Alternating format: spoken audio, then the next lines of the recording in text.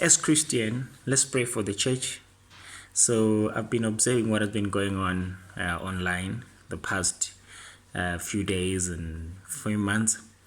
It's been painful what's going on, like seeing pastors fighting against each other, challenging each other in the pulpit.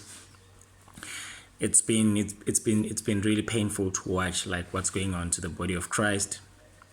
So we should pray for the church. Pray for the church.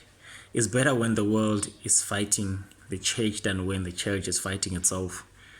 Like, what do we expect? To expect pastors, if they have disagreement, they were supposed to engage in private. It's like they as their parents, because parents never fight in public. But what we are seeing today, we really need to pray for the church.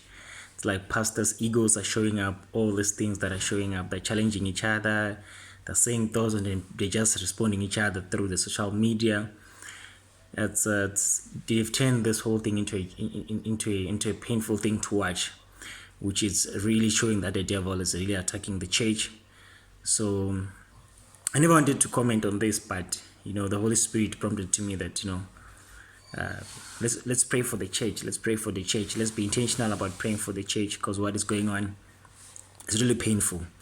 Because this leaves even the church members or the sheeps confused of which direction to take when pastors are fighting each other, calling each other names, doing all those things. Because as parents are supposed to address issues in security, like find a way to get in touch with each other, address. But what we are seeing today, it's painful. So yeah, the Holy Spirit just prompted me, let's pray for the church. Let's pray hard. Let's fast and pray for the church unity, for the church to be one. Because that's one body of Christ. If there are differences, they have to find a way to to engage with each other. It's painful to watch what is going on. Pastors calling each other fake, pastors calling this other, all these names, which is really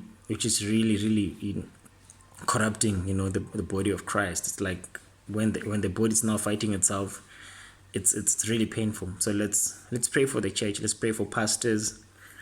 They must lay their egos aside, and if their issues are supposed to address in secret, so the sheep do not be left confused, because now they're supposed to they'll end up taking sides, which is really, that's not what the mission of Christ. That's not what the mission of Christ is about. That's not what we are sent to do as the body of Christ.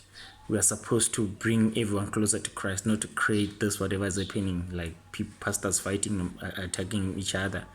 So yeah, let's pray for the church. Let's pray for pastors, to go back to the drawing board, to draw back to because this is actually leading them to losing the focus. They've lost the mission of what is this all about? What Christ wants us to do?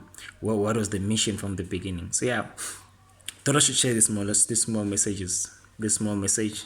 Let's pray for the church. This is the Holy Spirit is lead. Let's pray for unity in the body of Christ. That's all. Yeah, let's pray for pastors. Let's pray in Jesus' name. I just wanted to share message. See you all. Stay blessed.